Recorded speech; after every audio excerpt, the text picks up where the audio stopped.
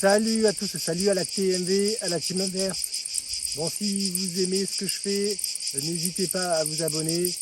Aujourd'hui, je vais vous parler de la lavande, de la culture de la lavande. Une culture qui est assez simple, mais il faut quand même savoir deux ou trois choses avant de planter et cultiver la lavande. Alors, ici, nous sommes en Provence et c'est la plante emblématique de la Provence. C'est pour ça qu'aujourd'hui, vous voyez, j'ai sorti ma plus belle chemise assortie à ce bleu lavande. Nous sommes en plein mois de juillet, quasiment mi-juillet. Vous voyez là, elle commence tout doucement à défleurir. C'est une lavanderie qui fait là où je suis à peu près 1 hectare. Si vous voulez, cette lavanderie est laissée entre guillemets à l'abandon. Alors ça, par exemple, c'est ce qu'il ne faut pas faire. Après chaque floraison, les rames florales, il faut les rabattre. Donc, on va parler un petit peu de taille, il faut les rabattre.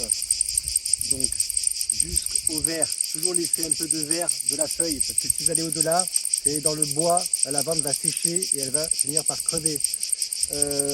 Autre chose, au moment de la plantation, il faut privilégier un sol calcaire et drainant. Un sol lourd, avec beaucoup de rétention d'eau, ça ne va pas lui plaire, parce que la lavande n'apprécie pas l'eau en excès. D'ailleurs, ça peut être une des causes de problèmes de culture. Si la lavande est trop arrosée, elle risque de pourrir, tout simplement. Voilà, donc en fait c'est très simple, hein. Pour résumer, il suffit d'avoir le sol adapté, un sol drainant, pas trop arrosé un petit peu au début, hein, mais ensuite elle va se débrouiller seule. Au contraire, la lavande est un peu perverse, elle demande quasiment peu d'eau et le fait de peu l'arroser par les fortes chaleurs, elle va développer des glandes dans les fleurs qui vont lui faire avoir son nectar, pour ses huiles et extraire ses huiles essentielles. Donc ça se passe en général en juillet. Deux dernières choses, lors de la plantation, pensez à la désherber manuellement, désherber le pied de la lavande, parce que la lavande n'apprécie pas la concurrence des autres plantes, du moins pendant les 2 premières années, pensez à désherber de façon régulière jusqu'à ce que la lavande soit bien implantée.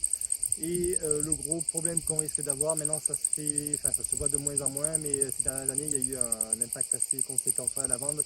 C'est une mouche aux yeux rouges qui s'appelle la cicadelle, et cette mouche vient piquer la lavande et elle lui transmet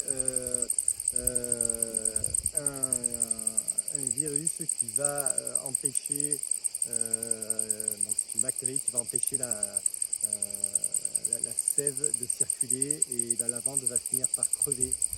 Voilà, donc j'espère que cette vidéo vous a plu. Elle est très courte, mais bon, il y a très peu de choses à dire, mais bon, ça me tenait à cœur. Étant donné que je suis du sud de la France, je rappelle, je suis d'Aix-en-Provence, je m'appelle Anthony Clares, je suis paysagiste depuis une quinzaine d'années, et donc maintenant je crée du contenu sur YouTube et sur les réseaux sociaux pour vous expliquer un peu de plus près mon métier, mes actions et ce que j'en pense. Donc c'est un métier qui est très varié. Je parle aussi bien de culture potagère, de culture ornementale, d'outillage, comment utiliser le matériel. Donc c'est assez complet. C'est pour ça que je vous le redis, s'il vous plaît, pensez à vous abonner, parce que déjà ça me motive et puis ça me permet d'avoir des retombées positives ou négatives. C'est toujours dans tous les cas, c'est toujours important. Voilà, donc n'hésitez pas à mettre un pouce et à vous abonner. Je vous dis à bientôt pour les prochaines vidéos. Merci. Voilà, vous êtes restés jusqu'à la fin de cette vidéo. Vous avez mérité votre petit bonus. En dessous de cette vidéo, en description, je vous mets un lien où vous allez trouver un miel délicieux, parce que je ne vous ai pas parlé, bien entendu, du travail magnifique que font les abeilles ici même où je me trouve. Il y a un apiculteur qui produit du miel de Provence, label rouge de qualité, de renommée, et moi je suis son premier consommateur. Je vous le recommande sans modération pour les amateurs de miel, vous allez vous régaler.